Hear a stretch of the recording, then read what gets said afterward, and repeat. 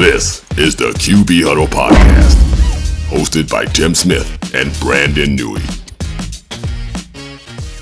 Welcome back to the QB Huddle Podcast. I'm Tim Smith. I'm joined by my podcast partner, as always, Brandon Noohi. What up, what up? We're here to talk all things quarterbacks all season long. And Brandon, week 2 was certainly more exciting than week 1. How did you feel about yesterday? I mean, I had a blast. How did you feel? Man, week 2 was actually pretty good considering the week 1. That was boo boo. I mean, now you got some close games. Guys had to claw and scratch. There were some nail biter games, a few overtime games, some upsets, right? So it was pretty solid. I think week 2 did help. Okay. Well, as we go into week 2, we'll start off with you. And we've been talking about this. Of course, we were on all our text streams with all our buddies yesterday. But best performances of week 1, who was simply on fire in your eyes? Give me your first guy. I think it's Josh Allen, man. The jersey that you're wearing right now, I think he really showed up. Again, it's the Raiders, but do understand the home opener. He came out, he protected the ball, which is fantastic. My man went 31 of 37, 83% completion, 274, along with 3 touchdowns. And to include, again, no turnovers. That's a pretty good sign, okay? So maybe him and Ken Dorsey had a come to Jesus meeting. It's like, hey, man, stop turning the ball over. Take what the defense gives you. Don't forget about to throw to the fat chick in the flats, right? And he dinked and dunked quite a bit, which is good. Bore me with completions. That's what I love to see. Hopefully Josh Allen can continue that moving forward. I had Josh on my list too. He was my number 2 guy. But I have in big letters here, Josh Allen is back. I think a lot of people owe Josh Allen an apology last week. I see he did, obviously he had the turnovers, but people were bailing on Josh Allen. All of a sudden, Josh Allen was no good. He was being compared to quarterbacks that aren't even in his stratosphere. And yet, here he goes out. He has a great game. And back to Josh Allen things. I'll tell you what, I watched the game. He did a lot of good things like getting the ball out of his hands early, getting the ball down to his checkdowns, right. More running backs and tight ends, right, with completions, not sitting there waiting for that deep ball to open up, right? He only took those shots when they were there. So, yeah, I think somebody did have a talk with him. Sure. Say, hey, settle down. You don't have to do it all. They still need to find a run game, though. Yeah. They still need to find a run game there. Who else you got this weekend? I got Dak Prescott. I got Dakota, man. I got Dakota. I know sometimes you don't like to talk about him, but for these Cowboy fans and a Niner fan, I'm gonna give him his flowers. I think, and the reason why I say this, it's not a stat line that is just so high, but my man was efficient against one of the toughest defenses in the league that made Josh Allen look like a rookie quarterback. My man was 31 of 38, 81% completion, 255, 2 TDs, no INTs. He did miss a few. Just come on, man, you can't miss that throw, right? But I mean, granted, only 7 incompletions on that end. I think that was a pretty solid day for him. I think the Cowboys, especially with that defense, Dak protecting the ball, you can really tell the difference between Mike McCarthy's offense and Kellen Moore's offense. I think Kellen Moore's was a little bit more high powered, take a little bit more of a gamble, risk it, no biscuit kind of style, right? But I think McCarthy really focused in on Dak's strengths. And as you were attesting, Dak is pretty good in these moments where he can bore you with completions. You don't want to put too much on his plate at this time, but I feel like there's a lot of hate with Dak Prescott, especially being the Cowboys quarterback. I feel he answered a lot of questions, especially from a game, especially with the Giants, the 40-0. Did Dak really do enough? I mean, it was a rainy game, and whatnot. So I get that. But I think he really impressed me just with being efficient when he needed to and knowing when to pull back. So the good part about it is he made a big claim. He's like, I won't throw more than 10 picks this year, and he has none. So kudos to him on this and continuing the streak. Yeah, look, I'm it's hard for you, isn't it? I'm hard on my quarterback all the time because he is the quarterback. We're hard on Romo. Boys, and I was hard on Romo in the first 3 years when he struggled. You didn't even know me then. My first 3 years of Tony were a little rough. But, hey, I'm going to be hard on Dak, but when he plays well, absolutely have to give him his praise. He deserves it. He beat the Jets. And we knew they were going to win again, right? Their defense, I don't know how many teams are going to be able to figure out how to score on that Micah Parsons-led defense. the offense, what they're doing under McCarthy is very reminiscent of what Joe Montana did under Bill Walsh and what Steve Young did a little bit, what Aaron Rodgers did early in his career to get to the Super Bowl. Mike McCarthy's a smart guy, right? And I wish he would have held on to the offense this whole time. We know that was Jerry Jones trying to get Kellen Moore. Now we look in L.A., and honestly, the Chargers are having some of the same issues that the Cowboys were having last year. Too many shots down the field, not very good on third downs. That's all changing for Dallas. We're keeping third down manageable this year and allowing Dak to what I call the Dink and Dak offense, which is 100% okay. There's nothing wrong with it. Tom Brady made a living off of that type of offense. So I'm here for it. I love that we have taken the offense and really curtailed it around Dak and who we have. And CeeDee Lamb yesterday was an absolute beast. So playing like a real 88, huh? Love seeing. Then he wrote them off. I didn't. Man, I didn't. CD, let's go. Yeah, I'm excited 2-0. I've loved CD since Oklahoma, so I think we all know that. I think we were there at that game when he made that crazy catch that Kyler Murray threw. That was insane. We were like in the front row. Yeah, it didn't get any better than that, and we both said, "Hey, that guy's gonna be a stud at the next level." Right? We thought he was the best receiver in the country at that time. And people have been giving him a bad rap. He's not a number one. The good thing about CD is he doesn't stay in one spot. He moves around, and so Sauce wasn't following him around yesterday. So you get him in mismatches with safeties and linebackers. CD's tough to deal with. Runs great routes too. I got you. Here's one of my favorite parts, Brandon, and I know that we both love this. The garbage juice poo-poo. Okay, who was the garbage juice poo-poo player of the week? We're going to go with two of them here, but give me yours. Before we go to the poo-poo quarterback, right? I have one more on fire, and I have to say it.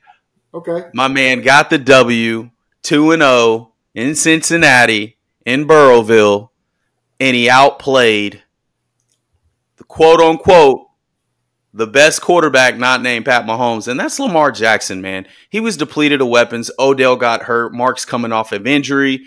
Their defense is depleted. They're missing a few guys right now, and he had to gut out of the performance. He had over 300 total yards of offense, 72% completions, 2 touchdowns, no interceptions. To me, that's a Lamar Jackson day. Would have loved to see a couple more touchdowns, but I think him getting back into the groove, despite not playing this preseason, which I'm not a fan of. I would love to see these guys callous their body, get in the rhythm of things. I think offenses would flow even more, especially with a new offense being implemented.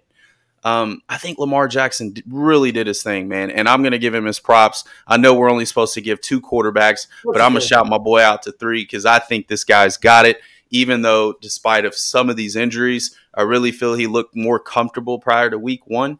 But as far as the garbage juice QBs, Lord, it had to be – I mean, I'm just going to throw it out there, man. Justin Fields, brother, you got to get it done. I mean, you got to get it done. I understand Chicago looks terrible offensively and defensively. They say he doesn't have weapons, but my man, you've got to deliver the mail in a timely manner, okay? The average as far as quarterbacks getting rid of the ball is around 2.8. Justin's holding it around that 3-second mark. The last guy on the list as far as who holds the ball the longest is another poo-poo quarterback I'll go to is Zach Wilson with a 3.06. He's got to see the field, okay? You've got to learn how to make decisive decisions fairly quickly. If that option 1 isn't there, man, you've got to understand where your hots are. You have to. Justin Fields didn't play well. I mean, he had a pick 6 going into the game-winning drive, a tip ball made from Shaq Barrett. Now, granted, is that really his fault? I don't really know that. I mean, that's a tip pass. That's a Christmas gift for the defensive lineman. But I think right now, a QBR rate of 23 is the lowest in week 2. It wasn't good. I'm not trying to shit on him, but I will say you have so much talent, kid, that you've got to figure this out, because if you don't figure it out this year, there is a loaded quarterback class coming in that they will find someone. And the NFL stands not for long. And although you're not a distraction, there's a lot of good quarterbacks in this upcoming draft that could easily take that spot. Yeah, it's pretty bad, man. He's really I hated it for him. he's looking like every other Ohio State quarterback that has ever tried to play in the NFL. And it's really disturbing because we've seen flashes that he can do more than that, but it's not clicking. He has weapons. Right. The interception off Claypool's hands, that was Claypool's fault. I think I can speak for all Bear fans when I say we're ready to get Claypool out of Chicago. He just hasn't done anything. No wonder Pittsburgh was ready to get rid of him. But golly, yeah, he's been terrible. It's been hard to watch, man, and I am a Justin Fields fan. You know, going all the way back from QB1 on Netflix, and just showing his demeanor. He seems like a really good kid, man, and just he works hard. And I'm just like, man, just what can we help you do to see the field better? Like, how can we help you? Do we need to go back to some of your Ohio State days where it's simplified? It made it look a little bit easier. That's the problem with, I think, a lot of Ohio State QBs. They go to these big programs and they have 5-star receivers and 5-star linemen, and they're never getting touched. They're never really going through adversity.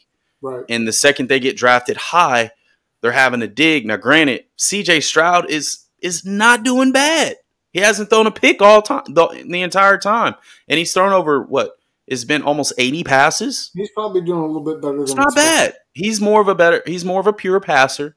But I just think, man, your OC, you guys have got to talk. You and I both know, especially as quarterback OC relationship, that's got to be implemented. It's not about one or the other. It's about how can we mesh this together. And I feel they really need to focus on that because I personally don't think he's garbage juice. But in this segment, he's trash right now. Garbage juice, poo-poo cheese, whatever you want to call it. We got to get better, baby. We got to get better. Who's your other one? Man, well, of course, I took Justin Fields off because I knew you were going to talk about him. So yeah, I'm going to give you two fresh ones. And this one hurts me to my soul because I'm a big fan. Joe Burrow. Second week in a row. He didn't look like himself. 27 of 41, 222. Too many passes. 1 interception. That's not up to Joe Burrow standards. That's not up to Cincinnati Bengals standards for Joe Burrow. The highest, well, as of yesterday was the highest paid quarterback. I don't think today with Patrick Mahomes getting his new deal restructured, I think we'll be making more money than Joe now. But still, we got to do better, Joe Burrow. That's a division game. You're 0-2 inside of your division. I know the Bengals lost some defensive people, and now it looks like his calf is still hurt. He limped off the field at the end of the game yesterday. Yeah. It's not going to get any easier for Joe and the Bengals. This season could be a wrap for them. They need to sit him, man. Divisional losses. They need to sit him. They need to sit him. Even Jamar Chase, when he got the calf injury, he's like, man, I want Joe to sit out at least the first quarter of the season. You know, the good part about I'm not really worried about Joe in a sense like that because they've done this before. In the past 3 years, they've gone 0-2 in back-to-back AFC title games. But this not too worried about it. Division games, that's what worries me. The 2 division games are like a game and a half, right, as they were explaining it earlier this morning. That worries and the me. Thing about it is when you have a hurt calf, guess what that could lead to? We already saw it with Aaron Rodgers. Yeah. I don't want to say it. Don't say it. Don't say it out loud. We don't want to put that out. I'm not trying to jinx the brother, but man, their staff already knows. I mean, I personally feel like you need to save him. Save him. Yeah. Save him from himself. Yeah. Because I applaud him for gritting, going through the fire, throwing a late game touchdown, right? But it's like you guys start the fire and then you try to let it out easy, and it was just too late. The Ravens managed the game a little bit better from that standing, and Joe didn't get another opportunity. But you're putting him in garbage juice? I'm putting him in garbage juice because that's 2 weeks in a row. Last week, 82 yards. This week, just over 200. We love you, Joe. Get out a win. This isn't forever, okay? This is temporary. Listen, this list is fluid. This doesn't mean that you are a garbage juice player. This list is fluid, right? It's like Stephen A's top 5. It's a fluid list. So we can play with it week to week. Number 2, I'm going to go back to the Bills-Raiders game, and I hate this, and I'm so mad at this because I stuck up for this guy. I thought he was going to be back with his old coach. It looked good in week 1, but Jimmy G was complete poo-poo this weekend. 16 of 24, 185, 1 touchdown, 2 INTs. It's not even wintertime in Buffalo yet, so I can't say it was the weather that got him. I don't even think we need to elaborate anymore. He was complete trash. Didn't I tell you he was going to give you 1 or 2? As a Niner fan, I've seen it over and over. He would like the fire, but unlike Burrow right now, he calmed it down a little bit. Damn, Jimmy. 26.3 QBR rating. Can't get that done. Under an offense that you already know since you got drafted, that can't happen, right? No. My guy, Zach Wilson. I think, and you may say, "Oh, we didn't expect much." I did, because how could you expect him to do anything? This is your moment. This is your moment. You're in the NFL. It doesn't matter what defense you're playing. This is your moment. Maybe next week, right? Unfortunately, you ran into the slaughterhouse of the Cowboys defense. Number one in sacks, number one in turnovers since the takeover under Dan Quinn. You guys look phenomenal, by the way. I'm just going to give. I mean, appreciate that. I can't believe I'm even saying this, but 44% completion, 170 yards, but you had 3 interceptions all in the fourth quarter. Come on, brother. You can't do that. Even if you're down, drop your nuts, show some efficiency, right? You've got weapons, but my thing, I'm not going to put all the blame on him. They didn't run the ball, and you have 2 of arguably the best backs in the league as a duo. They didn't even try. In Cook and Hall, what was that about? Talk to me, Salah. Yeah. Or who's the offensive coordinator? Oh, it's what's his name from Green Bay? Hackett. Nathaniel Hackett. Brother, come on, man. What's the best way to protect a young quarterback? Your run game. Yeah. You should have ran the ball, drain the clock off as much as you can, limit Zach to those one-on-one opportunities. We're talking about the Cowboys like they're just the 2000 Ravens. They're not. They're not. Yeah, you ran into 2 weak offenses, brother. You ran into 2 weak offenses in 2 weeks. We'll see in week 5 what you're made of. We're gonna see. We're gonna see. They might be better. You said they might be better. Let's go. Oh my God. Let's go. What happened in the '85 Bears when they finally ran into a quarterback that could throw the ball all over the place? They got smoked. I got you. They lost 1 game to one of the best quarterbacks of all time in Dan Marino. That's okay. All right. Thankfully, you still got to play Philly. Don't you got to play Kirk too? Bro, we have the best player in the entire NFL on our team. There's no arguing that. Michael Parsons is a monster. I've never seen anybody get off the line of scrimmage the way he does. I've never seen that. Defensive player I've seen since Lawrence Taylor. Now you're more of an old school guy. Did you ever get to? I know you got to see Lawrence Taylor. That's what I just said. He's the best. Was that like him? The difference is Lawrence came. He could come from either side, but he only came from the outside. The difference to me is that when you have Micah, who came in as a linebacker, who can cover people, he can come at you from inside the guard. He can twist. He can do all those sorts of things. He's just more versatile than anyone I've ever seen. Great stunt player. I mean, he does a lot. I remember when he was in the 9 technique and washed out and drew right in the A gap. I mean, that was crazy. The first play? Phenomenal. He came around right up the middle and smacked Zach Wilson so hard it probably ruined Zach for the rest of the game, to be honest with you. Do you think they need to go find another quarterback? No. I think you just don't need to play Dallas again. I think you just need to run the heck out of the ball, man. You just got to run the ball. Limit him to about 22 throws a game. Yeah, keep it simple, right? Create one-on-one opportunities, right? I think they have a good backfield to do it. They don't go get a quarterback because Aaron Rodgers will be back next year. So, hey, he's coming back in the playoffs, I think, if they make it. Well, let's see if they make it. Yeah, let's see if they make it. He's doing a lot of PRP treatment, man. I remember I had that on my Achilles, and though it wasn't completely torn, shout out to Dr. Mova, my Achilles felt 100%. And I was dealing with that for a very long time. And I had 2 PRP treatments where they inject plasma. He had a special surgery, and they put some sort of special brace. Well, Cam Akers came back 5.5 months after his Achilles tear. So it is very possible. He's coming back, folks. He's going to play again. Let's go, Rodgers. The fountain of youth is here. You can do this. Who surprised you this weekend, Brandon? I mean, there was a couple of guys, I think, that probably played better than the week before. So who made you step up and go, oh, okay, all right, good game? Didn't see that one coming. Sam Howell. Okay. Sam Howell from the Commanders, despite an 18-point deficit in Denver. I'm not saying Denver's an extremely good team, but offensively they were doing some great things. And I know Sean Payton and Russell Wilson, they're getting hammered right now. Sam Howell showed a lot of grit. He was 27 of 39, 69% completion, 299 yards, not to account for an extra 20 to 25 yards on the ground to, get some third downs converted. No interceptions. He had 300 yards of total offense. This kid's in his first year starting, and now he's leading the Commanders to a 2-0 record right now. I feel he's doing some good things. He's doing some good things. Yeah, who's your guy?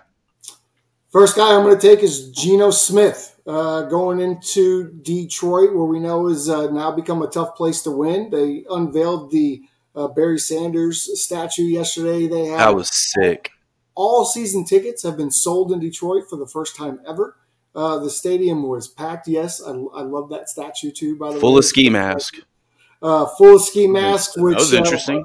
The Seahawks wore in their locker room after the game. But Geno Smith, 32 of 41, 328, 2 touchdowns, no turnovers against that defense. Talk to him, Geno. Man, Geno Smith balled out. Now, I'm not necessarily, my thoughts on Geno. He's a bit of a bridge quarterback. I think Pete Carroll needs to retire. But, hey, that was a great day yesterday for Seahawks fans and for Geno Smith. Yeah, that was a great day for Geno. I think he showed a lot of grit despite that bonehead play he made, which almost lost him the game on that 3rd and 18. I was just like, man, what are you doing? What are you doing? Are you trying to give this game away? I was surprised. I was surprised to see the Lions go down like that, but that's just a credit to Geno. He's been in the league a long time. We know he's got games like that in him. And then you got to give credit to the whole franchise of the Seahawks to come in and really slow down that Detroit offense, which was looking pretty prolific yesterday, honestly. They didn't slow them down. It's just they capitalized on their moments. And I think that attests just to those veterans and those captains and just getting things done, man. I can't stand the Seahawks, man, but they're the Seahawks, man. Do you think that might have been a hangover for the Lions coming off that big win in Kansas City? I think it was, man. I don't think they're used to winning like that. They're not. You got to think about the last 2 victories they had before stepping into this Seattle game. Number 1, they upset the Green Bay Packers and sent Aaron Rodgers home packing in a playoff scenario, right, in the cold Lambeau Field, and they got the W. Even though they didn't make the playoffs, they still pulled out 9 wins. And then you go and face the Super Bowl champions, and then you beat them at their house. So you got to be thinking like, damn, we've never done this in 30 years, right? They're feeling themselves a little bit, and they have a right to. The fact that the game went close in overtime, I'm not really mad. Like, the Lions played like crap. They're going to play you tough every time. So you're going to have to really strap your boots up, right? Bring your work hat because 60 minutes. They're coming to play every time. 60 minutes. Every time. My other surprise of the weekend is going to be Daniel Jones. I'm going to go back to the NFC East. I mean, we kind of gave Daniel a hard time last week as well. He deserved it. He did not look good against the Cowboys, but so far we've seen 2 quarterbacks not look good against the Cowboys. Yesterday, the first half, terrible. I was ready to go in on the Giants, down 20-0 at half, but then Daniel Jones comes out in the second half and he puts on a show. They go 26-37, 321, 2 touchdowns. He did have the 1 interception, but to create that comeback from 20 points down to win the game, 31 points in the second half engineered by Daniel Jones and those New York Giants. That scared me a little bit. What didn't scare me, what gave me some concern for the Giants, but as a Cowboy fan, I secretly don't care, Saquon Barkley being helped off the field at the end of the game. That could be devastating to the New York Hopefully Giants. It's just a high ankle sprain. I have him in fantasy. Don't let me down, Saquon. Come on, man. Come on now. We don't want him to be hurt. We never hope for that, especially Saquon. It's just unfortunate, man. Yeah, I saw that, but Daniel Jones really did what he's being paid to do, right? And what the Giants expect him to do. He was that for an entire He definitely showed why he's paid as much as he is. That second half, I don't think the dude missed. No. He was like, he came out guns a-blazing, like showing you I can do it all. I mean, he looked great. I mean, granted it is the Arizona Cardinals and Josh Dobbs is your other quarterback, right? So what is really the problem there? Is it a lack of continuity or is it a lack of preparation starting slow? Because I feel like the Cowboys did the exact same thing in the first half. They did. So they got to start out quick, man. They don't sustain drives very well. Daniel Jones is just, he's a gunslinger too. but he looked like a rookie QB versus a Cowboys. Maybe that may be the theme this year. Every time somebody plays the Cowboys defense, you're just going to look like a rookie. So Brock Purdy, week 5, It could be. I mean, brother, you better come with it. You better come with it because they're coming. We both played quarterback, and we both understand that getting that pressure up the middle and getting your clock and having to make that clock go from 3 seconds or 2.5 down to 1.5 is difficult to do. And when your receivers aren't getting open because you got 2 shutdown corners on the outside as well, it's making life difficult for all these quarterbacks. Yeah. You've got to throw with a lot of anticipation, and you just got to trust your guys. You got to hit landing spots. I always tell my quarterbacks, you never throw at receivers, you throw at spots. Facts. You got to be a spot thrower. And these guys, even taken back to, with Jared Goff's pick, I know we're going back a little bit, but I wanted to point this out. Jared Goff hasn't thrown a pick in over 350 passes until yesterday. That is phenomenal. But he missed the check down by Gibbs running an angle route and threw it behind him and not to the spot. And it was a pick 6. And it changed a lot of the momentum in that. So I hate to take it back just a little bit, but quarterbacks, throw to your areas, man. Hit your landing marks. You don't throw at receivers ever. True. Coach Brandon Noohi, he can be reached at no. Well done, Brandon. For those of you that don't know, Brandon is a quarterback trainer and works with several of the big name quarterbacks that play in high school and grade school here around the DFW Metroplex. In fact, he also works with college and pro guys. His latest quarterback just got signed here by the Frisco Fighters. So Brandon, Trip Harrington, shout out to Trip, man. Shout out.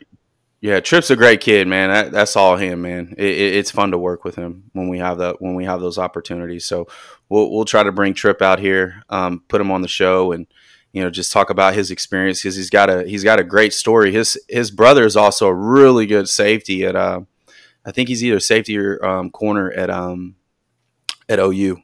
Oh, okay. And so he's starting right now. Yep, number 4. Nice. So yeah. Nice.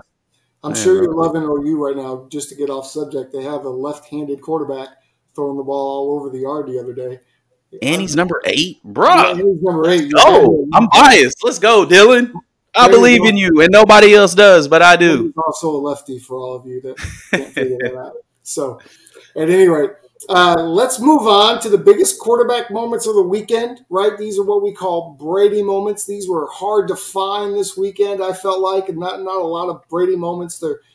Tua had one before the end of the half last night where he drove his team down 7 for 7, 64 yards, gets in the end zone right before half. But my Brady moment, and this really comes from you last week, going in on your guy, Ryan Tannehill, and I'm going to give him the moment because down 24-17. You deserve it, Tanny Poo.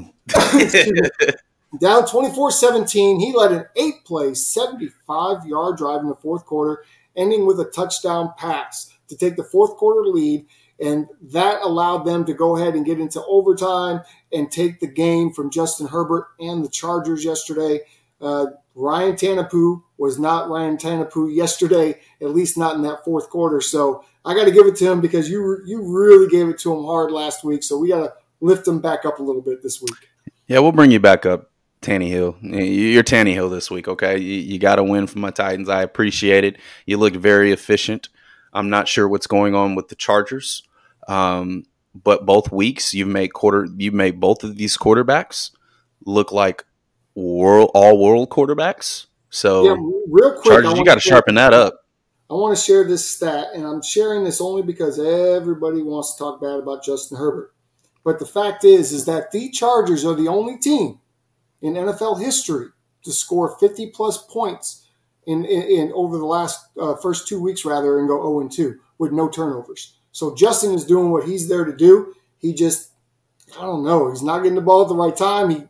They went really, really conservative yesterday at the end of the fourth quarter. I understand he got sacked, but Kellen Moore went super conservative and just played for the field goal and said, well, let's get to overtime. Granted, he didn't do anything in overtime. I can't put it all on Justin Herbert, but this isn't about him. This is about Ryan Tannehill, and this week he's Ryan Tannehill again, at least in my eyes. Well, I won't go down the rabbit hole with Justin Herbert, but damn it, I need to see some clutch genes in you because I ain't seen it. I ain't seen it. 12% on third down, can't sustain drives. I mean, yeah, I can be enamored by all your statistics and whatnot, but the proof is in the pudding when the game's on the line, I don't really see you show up when it comes down to those, hey, 2 minutes, 1 minute left, 2 timeouts. I'm going to take the ball. I don't really fear him if I was a defense, especially in those critical moments, because Justin has gotten away from some of those things that made him special. He doesn't use his legs anymore. He just stands there. He doesn't move around like he used to. When you're saying all these things, these are all the same things that us Cowboy fans were saying about the Cowboys and Dak Prescott the last 2 to 3 years, which tells me this could be a Kellen Moore problem more than a Justin Herbert problem. Maybe so. Maybe so. My Brady moment has to go to Geno Smith. I mean, hats off to you, man. He had 4 crucial passes, 2 for third down, and they were just darts. Now, he almost screwed it completely up on that 3rd and 18 where he ran all the way backwards. It looked like the little Giants, blow the whistle, and should have threw it away. But he didn't. I'm like, you can't take that sack, right? But I think he stood in the fire. He drove down. Shout out to Tyler Lockett. Second and 6. A nice little pivot route. Geno does throw it late, but the ball placement was there, right? If he threw to a spot quarterbacks, he didn't throw at the receiver. He throws at the receiver, that thing's going 97 yards down the field, right? But I'm going to get off of the league, and I'm going to say the true Brady moment, the real Brady moment, was Shedeur Sanders. Oh, what he did in Colorado, a 98-yard drive, down, scored, plus a 2-point conversion to put him in overtime, and then threw the game winner in overtime. Shedeur, man, he's a player. And I know we're getting off script going to college, but I had to give my man his flowers, man. Talk about pressure. Yeah. That entire day in Colorado State came to play, right? But most of the time, fans, we don't talk about college until the draft. But damn it, I just had to say it. I mean, that was the most impressive drive out of both days. To me, that was, hey, you got to drop your gonads and go get it. And he did. And it was extremely impressive. I fell asleep, apparently, because I woke up and the TV was on something else.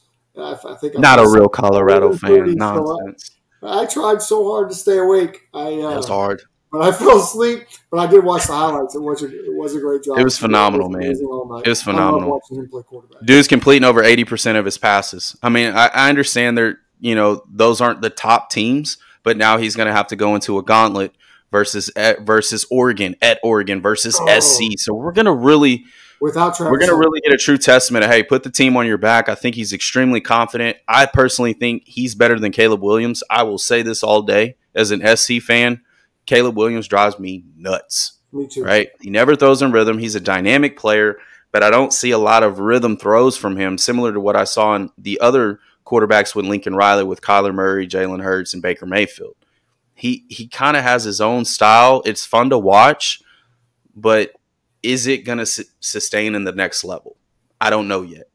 So shout out to Shedeur Sanders. Man, you're on your way, dude. You're on your way. He's one of the most impressive quarterbacks I've seen since Andrew Luck, where he just makes the game look easy from a pocket standing. Yes. He always knows where to go with the ball. I love that. He faced some adversity this weekend and was able to stay on point and still pull it out, which showed a lot about his character. Yeah. I mean, he's a dog, man. He's a dog. He should have that LD on. Dion's got to put that D on now. Right. Shout out to Coach Prime. I know you see him in the back, one of my favorite players ever. That's great. Well, let's talk about this week coming up. We're going to miss the Monday night games tonight, but let's talk about, there's a couple of matchups. I know we both have some matchups in mind. I'm looking at this one, 0-2 teams. The Chargers and the Vikings face off. Ooh. One of those teams have to get a win. Both teams have really good quarterbacks. Both teams so far this year have had suspect defensive play. Somebody has to get a win here. It's going to be tough because it's going to be in Minnesota. I look for the Vikings to win this game, but I think unfortunately, Chargers probably going to go 0-3. But this could be a lot of points and a lot of yardage and a lot of stats put up in this one. I got you.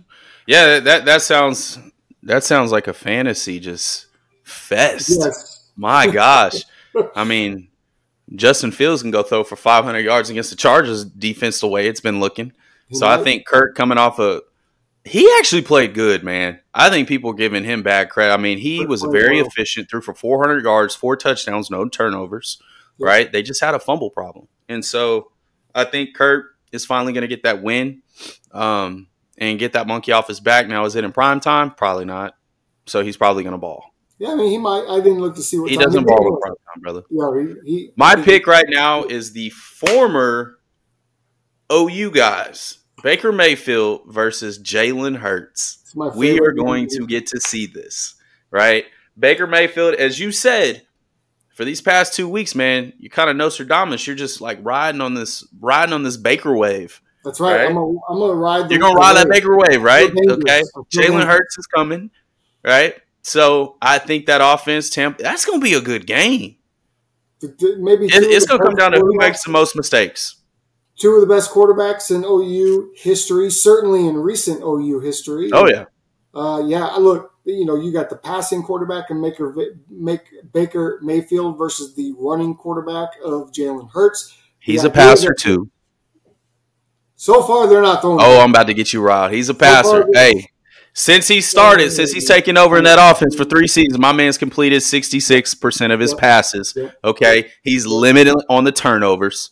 Right? Jalen can play the position. It may not favor what you like, but he gets it done.